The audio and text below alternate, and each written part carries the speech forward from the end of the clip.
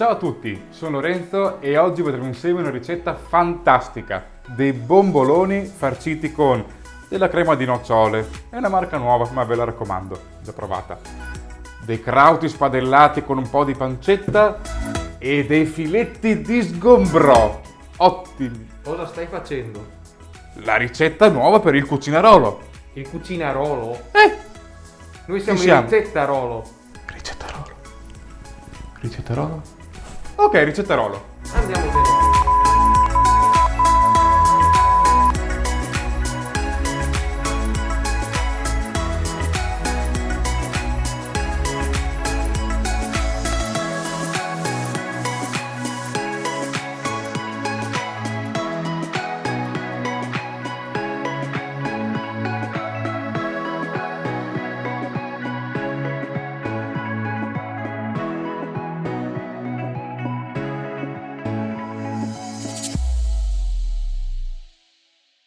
Ce eravate cascati, eh?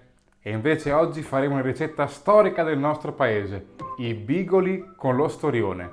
Cosa ci servirà per questo piatto? Dei filetti di storione, farina zero con un po' di semola, acqua, uova, prezzemolo triato con un po' di aglio, del timo, fresco oppure essiccato, quello che vorrete, dei pomodorini che io ho già spellato in pentola, dell'olio d'oliva. Per i bigoli ovviamente avremo bisogno del torchio. Adesso possiamo cominciare. Per prima cosa possiamo mettere lo storione all'interno di questa bagna, questa marinatura. Questa marinatura l'ho fatta con del vino bianco, del ginepro, un po' di alloro, cipolla sedano tagliata a pezzettini e anche un pochino di pepe e lo mettiamo da parte per dopo. Dovete sapere che lo storione è un pesce di fiume e dunque dobbiamo coccolarlo con un po' di vino bianco, un signorino, D'altronde per fare il caviale, cosa vi aspettavate? Possiamo partire con i bigoli. Per fare l'impasto dei bigoli prendiamo una bellissima terrina. Riponiamo innanzitutto le uova, freschissime, ovviamente. Guardate che bel tuorlo rosso. Mi raccomando, se avete degli amici a cui potete scoccare delle uova, andate subito da loro prima di andare al supermercato. Sono controllate, le galline sono contente e lo saremo anche noi una volta che saranno pronti i bigoli. Scommettiamo? Prendiamo un pizzichino di sale, come fa, olio d'oliva, un filino non troppo, furzina e olio di gomito. Come rilassante la domenica cominciare a fare di prima mattina dei piatti che ci ricordano la nostra storia. Non trovate? Non trovate? Ho detto? Sì, Lo sapevo. Molto bene. Le nostre uova hanno finito di ballare la musica hardcore assieme all'olio e al sale.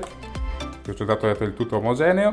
Possiamo aggiungere tutte in un colpo la farina e la semola di grano duro. Eccoci qua, non spaventatevi, non deve essere una classica pasta di quelle che la nonna vi fa, perché qua dovremo ottenere un impasto coriaceo, sabbioso e del tutto lontano da quello che siamo abituati a vedere nelle botteghe delle sfogline del nostro territorio. Qui avremo un impasto che sembrerà fatto da sassolini, come quelli che troviamo in spiaggia Po, territorio. Eccoci qua. Quando vediamo che la forchetta comincia a fare un po' di fatica, la puliamo, facciamo canestro nel lavandino, canestro, e facciamo questo lavoro qua. Guardate, prendiamo l'impasto e facciamo come dei massaggini, delle sabbiature.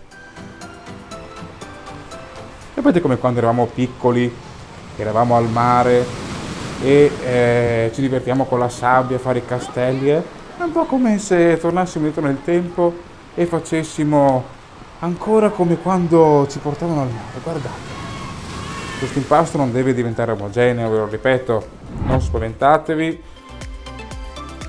Chiaramente se vediamo che è troppo secco, come in questo caso, ci aggiungiamo appena un po' d'acqua.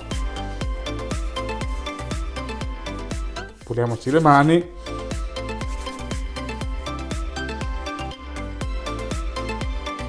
Appena così. Tiriamoci la porta di mano perché se ci servirà nuovamente ce l'avremo lì comoda. Sapete che i bigoli con lo storione mi portano indietro nel tempo. Oddio, io all'epoca non c'ero, ma mi ha raccontato un cittadino di Ficarolo quando ero un bambino. Ho detto: Lorenzo, vieni qua a vedere. Era amico di mio padre e appunto portò lo storione a casa. Era dentro un secco con dell'acqua. Lorenzo, ciao, non ne vedere subito, che chi da fare vedere. Tutti quando siamo accorsi proprio. E senti là, cosa c'è? Non so, hai trovato qualcosa? Ma chi cusca che te sei? Io ero piccolino, ho detto: Bagino, è un pesce questo qua. Ma no, Lorenzo, questo chilo più sempre scompagna chi altro. Cioè, non è come gli altri. Questo è lo storione. E io, pensate a un bambino che è abituato a togliere le spine dalla sogliola che dà tanto fastidio. Vedere un altro pesce, insomma, così dentro un secchio. Ma Gino, che cos'ha questo storione? Ma questo sta la nostra storia, sta la nostra fortuna, perché tu ti puoi scadere contento quando tu le su con la rete. Cioè, questo qua era il prodotto proprio che ha fatto la fortuna del nostro paese, che era basato sull'agricoltura e sulla pesca lungo il fiume Po. Poi purtroppo fortuna che è terminata quando il Po ha cominciato a essere un po' troppo inquinato. Ma sappiate che questo pesce è da pochissimo tempo, da pochissimi anni, è tornato a ripopolare le nostre acque. E di questo possiamo solo che esserne orgogliosi. Ed ecco qua. Il nostro impasto è pronto per essere trafilato. Andiamo subito a vedere come fare. I vassoi, perché ne faremo anche tanti. E domenica e non siamo per le quantità industriali.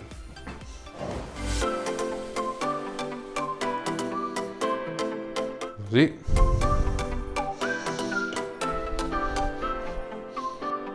Eccoci qua, guardate i nostri bigoli. La prima parte la togliamo perché verranno fuori un po' imperfetti. Per evitare che si attacchino aggiungiamo della semola.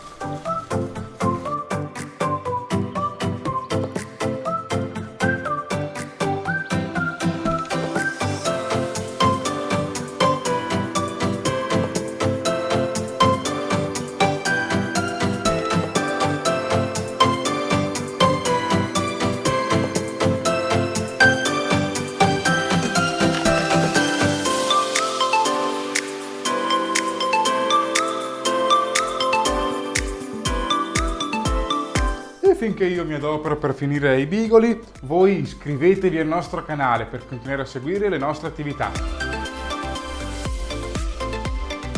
E diffidate ovviamente da taluni registi che si improvvisano cuochi da strapasso e ci propinano delle tovaglie aromatizzate all'uovo.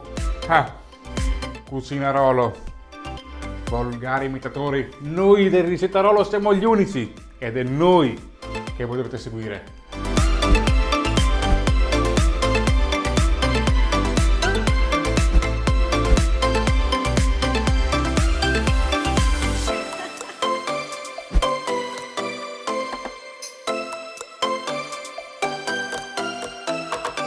Abbiamo finito la nostra marinatura, dunque togliamo la pelle del pesce. Qua ho avuto attenzione, non c'è fretta, controllate sempre se ci sono delle altre spine. Non vorremmo mai che i nostri commensali si trovassero di fronte a delle lamette. Così, guardate che carne, guardate che polpa. quasi come all'interno del fico. Sarà forse una coincidenza? Io dico di no. Ed ecco qua. Il nostro pesce è ormai stato privato della sua pelle e lo taglieremo a cubetti. Abbastanza piccolini. Non preoccupatevi, anche se sono un po' grossolani, poi si sfaldano in padella, E se il pesce è fresco, come in questo caso, si sfalderà da solo.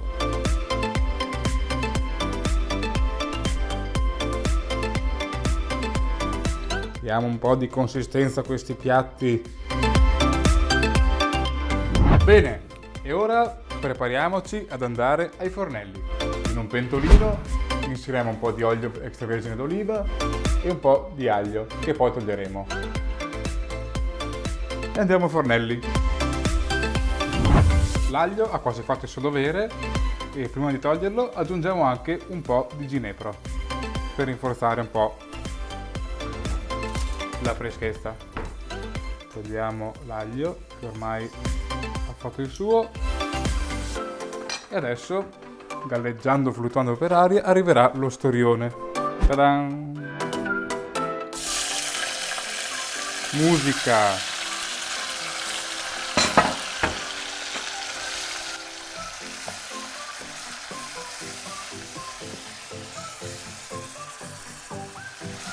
Mi raccomando, non si sta bruciando, sta cantando. Alziamo la fiamma in modo da fargli liberare tutta la sua acqua, i suoi umori, un po' di pepe, i pomodorini, guardate, come dicevo prima gli ho già tolto la buccia con la tecnica dell'acqua calda e dell'acqua fredda. Se volete possiamo romperli un pochino in questo modo, fare tipo dei petali in questa maniera, ma qualcuno rimarrà anche intero chiaramente. Mi raccomando, non schizzatevi come sto facendo io adesso. Quando sentiamo che attacca, naturalmente lo togliamo dal fuoco 2 secondi e aggiungiamo tutto il pomodoro. Mo bel parfum che ha qui dentro, un po' di brisa immaginare. D'altronde se gli ingredienti sono buoni. Eccoci qua, pomodoro è pronto, prontissimo, anche tu te ne vai. Qua sta cominciando ad aderire alle pareti, Attenzione, non bruciamo questo tesoretto perché vi ricordo che lo storione non ce lo regala nessuno.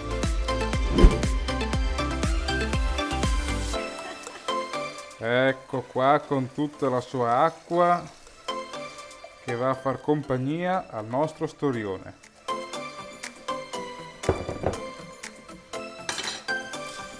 Mescoliamo.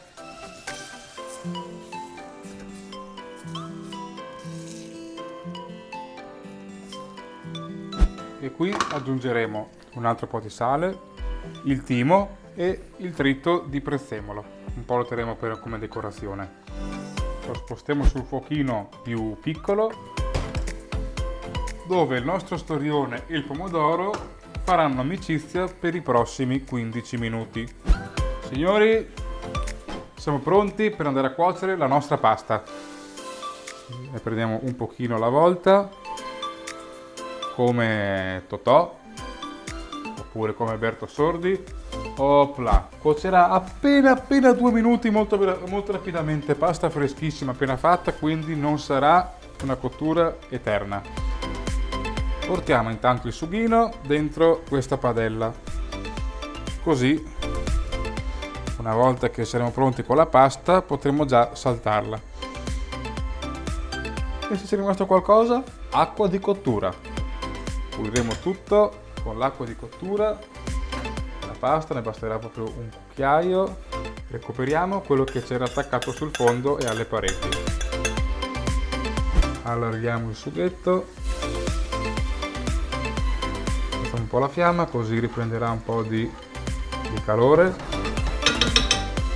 E aspettiamo che i bigoli si cuociano. Eccoci qua. Guardate, 2 minuti da quando l'acqua riprenderà a bollire e li passeremo poi in padella. Eccoli qua, pronti, partenza, pluff dentro il sughino.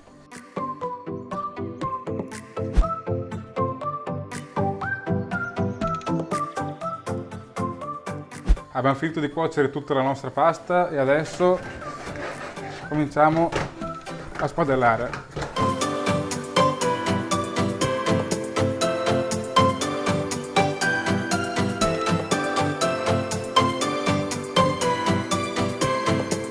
Un po' di olio per mantecare, per non far attaccare la pasta. E adesso che è un po' tostata...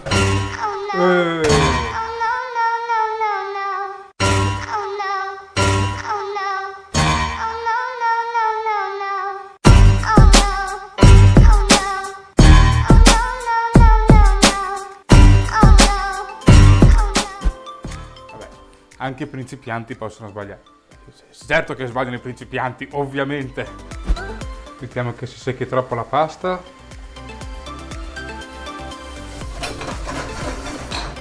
Riprendiamo, stacchiamola per bene dalle pareti. Guardate che bella cremina che sta facendo. Opla!